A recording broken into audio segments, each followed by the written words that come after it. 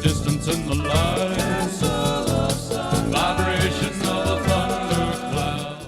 Hello, loved ones. This is Matt Stevens, and this is the My Sober Addiction Podcast. Episode number 26? Yeah, yes.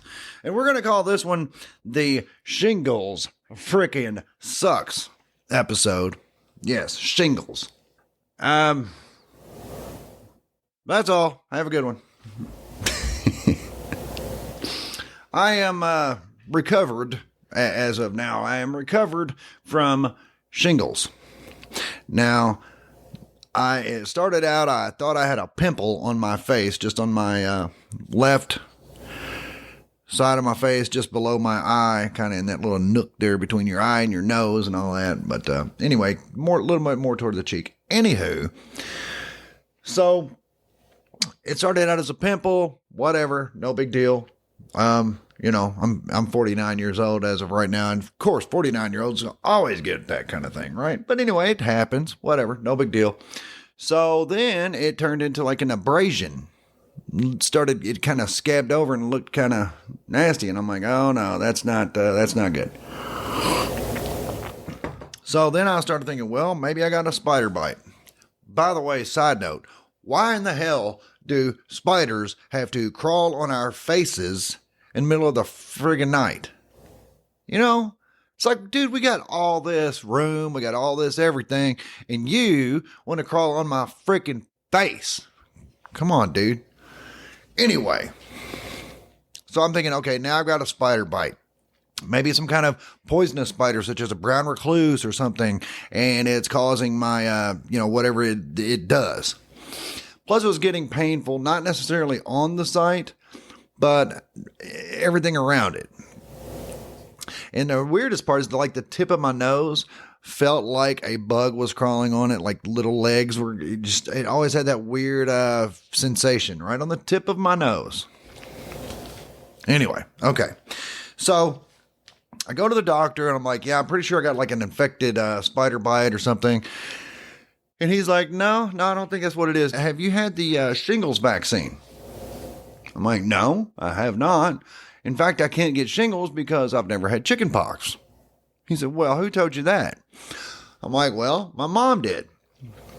He's pretty much says,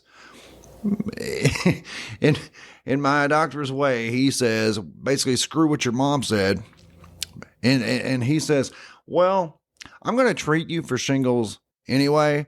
And if it is that, it'll fix it. If it's not, if it's what you're thinking, then it'll fix that too. So either way, you're good. Right. And speaking of vaccines, I'm not a vaccine guy. I don't judge people who are or aren't. I mean, I know there's a lot of people in the whole love and light and in the truther community and all the, the things that I kind of hang out on the sidelines of that think that are very judgy and think that people who had been vaccinated are somehow not going to be able to ascend spiritually, like they sold their souls or something or other. I'm like, well, that is a very third dimensional, judgmental way of looking at things. What someone's done to their avatar has absolutely nothing to do with their soul. Remember, we are eternal beings. We are occupying these avatars briefly so that we can have this experience in this 3D realm, in this construct that we have found ourselves in. So, shingles is extremely painful. I've always heard that, but good grief, I mean, it is unbelievably painful. Then throw in the fact that, hello, I'm an addict. I can't have pain meds. They normally do prescribe pain medicine for people with shingles, but I am in recovery, so I'm not going to risk that. So I toughed it out. I wrote out the shingles with no pain meds. Well, I mean, of course, there was an obscene amount of acetaminophen and ibuprofen consumed. Oh, yeah. So my doctor, then he kind of slows down and he takes a break. And keep in mind, my doctor has no bedside manner, and I'm fine with that. I'm great. He, no small talk. He gets you in and out of the office quick. Boom, boom. But he is very thorough. In fact, sometimes he's too thorough. He likes to do referrals and get you to go do tests for every damn thing. Oh, and not to mention every vaccine under the sun, which I do not do, but that's whatever. So he is very fast. But when he pumped his brakes and kind of sat back and was like, hang on. So he run, and I'm like, okay. So he goes in the other room, he comes back in with this tote, and he basically puts this dye in my eye, and then he uses an ultraviolet light, and he looks, and he's like, oh, you got shingles in your eye too. I need you to get to the ophthalmology today. So I did. Ophthalmology verified, yes, you do have shingles, and yes, it is in your eye, and yes, you could actually go blind in that eye. So they look in the eye, and they're like, good news is no damage is being done. You just need to follow your prescriptions that we've got for you here to the letter. And I did. And I have gotten over it, and everything's fine. But like I said, I'm not a vaccine guy, but I'm almost to the point right now where I'm like, damn, shingles vaccine? Yeah, I'm probably going to recommend that one. Because that was one of the most unbelievable things I've ever been through. And remember, I've been through dope sickness in jail. Right? So there's that. Now, granted, I would much rather have shingles than deal with that other. Please don't get it twisted, but whatever. Also, loved ones. Kitty's mother passed away, and we've been dealing with all that, and all the kind thoughts and prayers and words of encouragement have been very, very well, and it's touched me. I mean, it's just people, there's still good people in the world. There really are. Kitty has 6 brothers and sisters. Okay, she's one of 7, and they are dealing with this, with losing their mother, and Kitty, this isn't really the only parent she has. I lost my stepmom back on Christmas Day. Now, she had been in my life since I was 6 years old, so it was very much like losing a parent. But I still have my biological mother and my dad. With Kitty, this is all she had. She's had her mother, and this has been very tough. While I'm here for her, that's really all we can do is be here. We can't fix it for them, right? As much as we would like to, as much as I would like to take it from her and make things better, there's nothing you can do besides just be present. And don't try to patronize them by trying to make them feel better somehow, because it's not going to work. But anyway, one thing I've learned from all of this, though, is we really need to repair our relationships. And when I'm speaking with addicts, we particularly need to repair our relationships, because most likely we have damaged relationships badly, right? When we were using drugs and we were in active addiction, there's a real good chance we have people that are in our lives that completely turn their back, wash their hands of us, whatever you want to call it. We need to do everything that we can to repair those relationships, because when they're gone, they're gone. And I know that nobody truly ever dies. In fact, I'm of the belief that life is a dream. So therefore, when we do pass away out of this life is when we actually do wake up. Nonetheless, when we're in this lifetime, we do have relationships with people, and we need to repair those relationships, because one of the things that's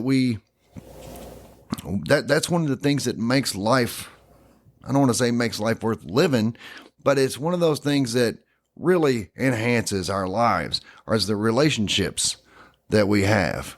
And unfortunately, being addicts, we have damaged a lot of our relationships, and we really need to reach out and do everything we possibly can to repair those relationships that we damaged.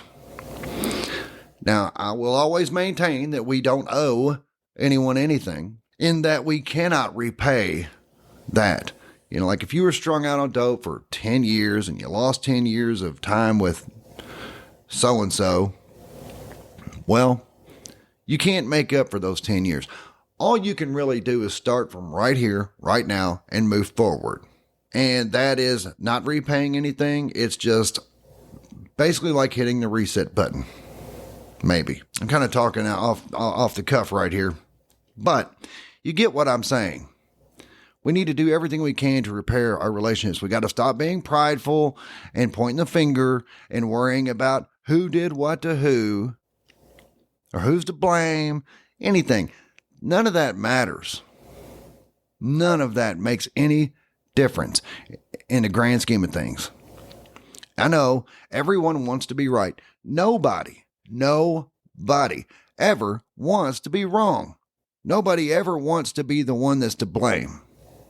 And in a lot of cases, there is no person to blame. All we know is that we don't want it to be us. So therefore, it must be someone else. Maybe sometimes we need to stop and realize it's not me, no, but it's not that person either. There is no blame here. Now, when it comes to active addiction, yes, it's something we did to ourselves. Yes, our actions is what most likely what damaged that relationship and maybe even all but destroyed it. However, there's a lot deeper meaning behind all that. There's a lot more that goes into it. In that, I firmly believe that we were born addicts. Now, were we born addicted? No. But we were born with the tendency of an addict. I know this because I had a lot of people in my life that I did drugs with. For all intents and purposes, they should have become addicts. They should have went into just straight on headlong into active addiction. But they didn't. Because they just weren't wired to do that. Now, sure, anyone can fall into physical addiction. But overcoming the physical addiction isn't the hard part. It's the mental side of addiction. That's why you hear of people falling off the wagon after years of being sober. Because it's not the physical that's so difficult to overcome.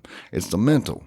My point is that a lot of times people will blame it on the addict. And they're not all the way wrong. However, there's more to it.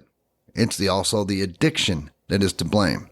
It's really as if they were possessed. And I'm not going to get into all in the religion here. I don't know how to feel about that, the spirit of addiction, like it's a demon and stuff. And I realize a lot of Christians believe that. As like a metaphor, yeah, it's absolutely correct. It's absolutely that. But now whether it's an actual evil spirit addiction, that part I'm not going to get into. I'm just not. It doesn't matter anyway. Not to my point that I'm making. I'm just encouraging you to repair your relationships. Stop being prideful. Reach out to people. Tell them, hey, first things first, I'm really sorry for what happened. And explain to them how you have gotten sober. You are now in recovery and moving on with your life, and things are going great, and you really want them to be a part of it. And you should, because when you were at your worst is when they were like, oh my God, I can't, most likely they loved you so much that they could not stand to sit back and watch you self-destruct. Now, whether that's the right thing to do or not, actually, I think it's not, but whatever. They could not bear to stand by and watch you self-destruct. Also, they didn't want to enable you. That's totally fair. But you want to bring express to them how you want to bring them along in the recovery. Now that you're sober and life is getting good, it's like, I want you to come with me on this. I want you to be there with me. So yeah, tell them you're sorry. Express to them how you are sober now and you want them to be a part of your sobriety, a part of your recovery, to witness this phoenix rising out of the ashes, this beautiful story of overcoming addiction and all of that. And I realize there may be cases where you are not able to repair relationships. And that's okay, I guess. I mean, it sucks. But as long as you've done everything you can, you've swallowed your pride, you've accepted the fact that you did some pretty bad shit, and you are sorry for it, and you're sorry for that the relationship fell apart. As long as you've done everything that you can to repair that relationship and be there for that person. Understand it may take them some time to get over it. They may not run right back to you and say, "Oh, I'm so glad you're back." They may have to go home and stew on that for a little while. They might tell you, I'm happy that you're sober and I do love you, but kick rocks. That could very well happen. And if they do that, you just move on. Because there's a real good chance they're going to stew on it, they're going to think about it. They may stalk your Facebook or something and see that, wow, he really is doing really well. And if they've loved you at one point in your life, they most likely still do. So give them time. Give them some time. Hell, everybody knows they gave you some plenty of time. How long did it take you to come to this point? Right? Also, when people do pass away, we do need to work on letting them go. Because when a person's avatar passes away, that's all it is their avatar. We are eternal. We are immortal, spiritual beings. We're here in this barely even a blip on the radar lifetime for an experience. Maybe to cultivate these relationships. I don't know. I do have a lot of theories. I do believe that we are here it's a crash course into learning how to manifest, how to be creative, because we are of the Creator. You know, they say, and there's no way to verify this, there's no way to know it, there's no proof, but they say that this planet, this realm, this construct that we are in, as difficult as it may be, because as beautiful as it is, it's also as awful. There's so much violence and suffering. As horrific as it can also be as beautiful. So it has been said, and I like this. It's nice. It's a nice thought that there are billions of souls that would absolutely love to incarnate here. Why? Because of the diversity, because of the learning experience, because of how it's like an 80 to 100 year crash course, which is nothing in the grand scheme of things. That's a very, like I said, barely even a blip on the radar. But the amount of experience gained from this short lifetime is incredible. So it's a nice thought. I like to think that basically we kind of hit the lottery by getting here. And I know some people might think, God, if this is a lottery, never mind, right? Because it is so, I mean, it's a lot. It's a lot. This lifetime and this construct it's a lot to take in. There's so much going on. Anyway, so they say that there is an abundance of souls that are just chomping at the bit, beg, borrow, steal, whatever, to get in here and have a lifetime here. Maybe it make you appreciate your time here. I don't know. So lately, dear loved one, I have been reading The Kybalion by 3 initiates.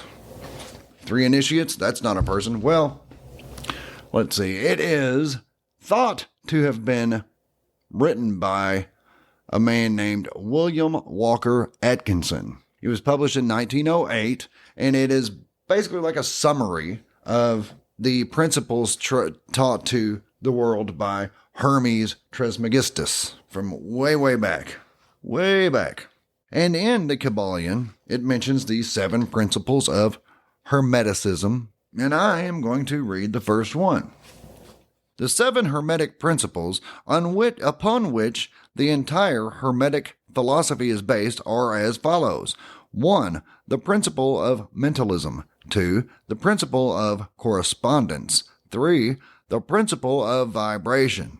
4. The principle of polarity. 5. The principle of rhythm. 6. The principle of cause and effect. And 7. The principle of gender. Now, the first principle, the principle of mentalism. The all is mind. The universe is mental. This principle embodies the truth that all is mind. It explains that the all, which is the substantial reality underlying all the outward manifestations and appearances which we know under the terms of the material universe, the phenomena of life, matter, and energy, and in short, all that is apparent to our material senses is spirit, which in itself is unknowable and undefinable, but which may be considered and thought of as a universal, infinite living mind. It also explains that all the phenomenal world or universe is simply a mental creation of the all, subject to the laws of created things, and that the universe as a whole and in its parts or units has its existence in the mind of the all, in which mind we live and move and have our being. This principle, by establishing the mental nature of the universe, easily explains all of the varied mental and psychic phenomena that occupy such a large portion of the public attention, and which, without such explanation, are non-understandable and defy scientific treatment. An understanding of this great Hermetic principle of mentalism enables the individual to readily grasp the laws of the mental universe and to apply the same to his well-being and advancement. The Hermetic student is enabled to apply intelligently the great mental laws instead of using them in a haphazard manner. With the master key in his possession, the student may unlock the many doors of the mental and psychic temple of knowledge and enter the same freely and intelligently. This principle explains the true nature of energy, power, and matter, and why and how all these are subordinate to the mastery of mind. One of the old Hermetic masters wrote, long ages ago, "He who grasps the truth of the mental nature of the universe is well advanced on the path to mastery." And these words are as true today as at the time they were first written. Without this master key, mastery is impossible, and the student knocks in vain at the many doors of the temple. So, that is the principle of mentalism. And it says that the universe is a mental creation of the all being the creator. The universe is not the creator. The universe is a creation of the creator. You might want to let that kind of sink in there for a minute. The creator is outside of the universe and has created it. And in fact, the Kabbalion says that the creator has probably created millions of universes in its mind. And that's where we exist. That's where this entire universe is. That's where we exist. And in other episodes of this podcast, I have said there's a map of the universe. And what it is looking at is looking at the background radiation that's left over in the universe from what they call the Big Bang Theory, which I do not believe in. It is just a theory, so get off my back. Anywho, but the background radiation mapped out over the course of our observable universe looks just like the neural network of a brain. So I have said in the past that the universe is much like a brain. I implied that the universe is the mind of our creator. Now, the Kabbalion says it is not. The Kabbalion says that the creator does exist, but it has created the universe and probably many, many more like it or unlike it. That part we wouldn't know, now would we? So anyway, there's that. I am reading the Kabbalion, and it is right up my alley because I do believe that this life is a dream, and most likely a dream within a dream within a dream, and that really nothing exists anywhere except in the mind of the Creator. That's where we are. We exist inside of its mind.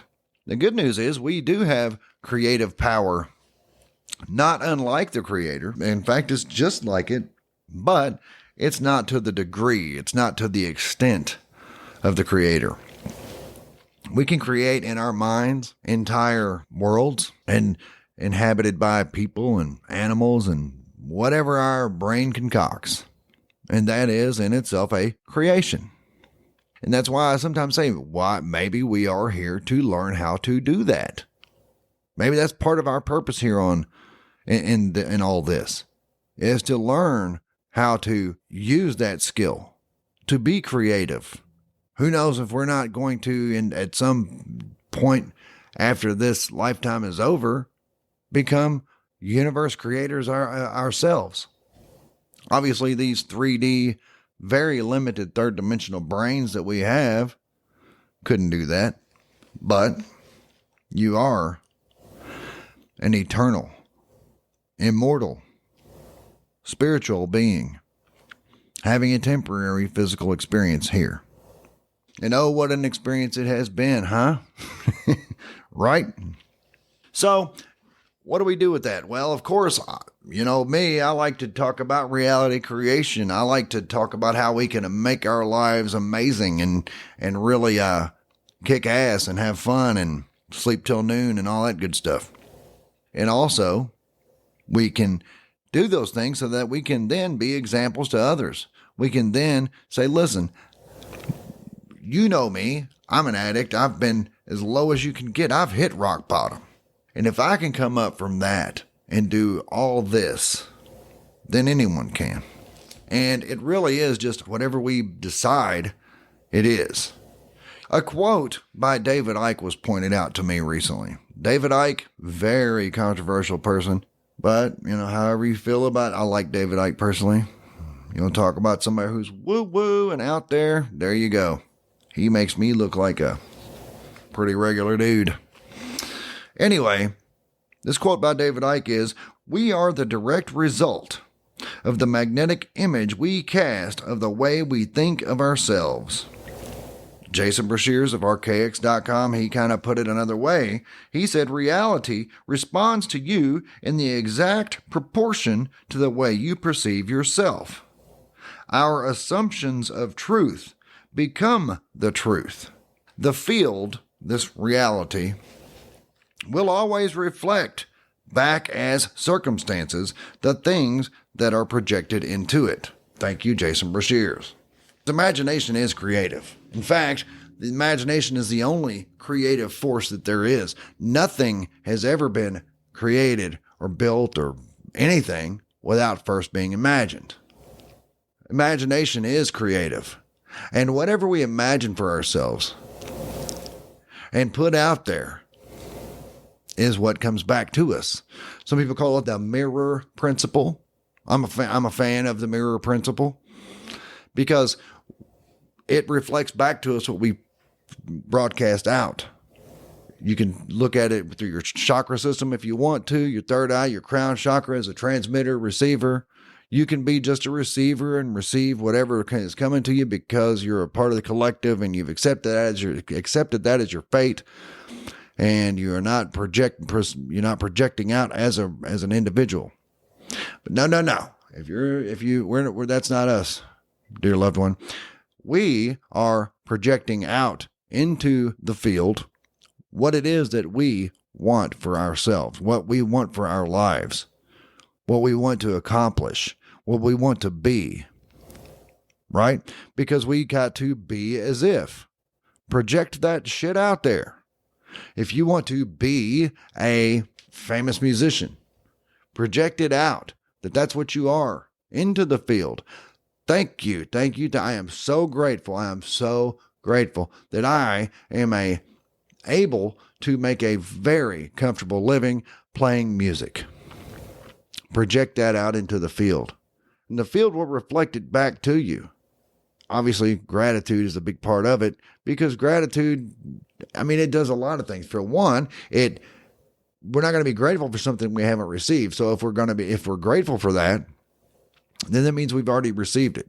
See, the field is going to reflect back to you what you project into it. This is what we know. So begin reflecting out into the field what it is that you want to be. And then you have to be it. You have to get into action. You have to start being this thing. For example, if you do want to be a famous musician, I know it's not always about being famous and rich, and some people just want to be a good whatever. Some people just want to be the best mother. Some women want to be the best mother they can possibly be. And that's awesome. And raise good kids and things like that. Then reflect that out into the field. Thank you so much that I'm able to be an amazing mother. That I am an amazing mother. And then go and be it. Start moving in that direction. Start being an amazing mother. And you're going to look back and you're going to realize, wow, I've been an amazing mother. You see, how this thing should work is you shouldn't even notice that it ever even happened. We've talked about this before, too, of talking about look-back points. There should be maybe Kitty and I have talked about it many times, where, say, every, 3 to 6 months, you set a point where it's like, okay, every 3 months or every 6 months or whatever, you look back, you reflect back and see how far you've come. Because really, let's say if you do want to be that professional musician, how it should happen is you begin reflecting that out into the field, and then you go out here and you be it.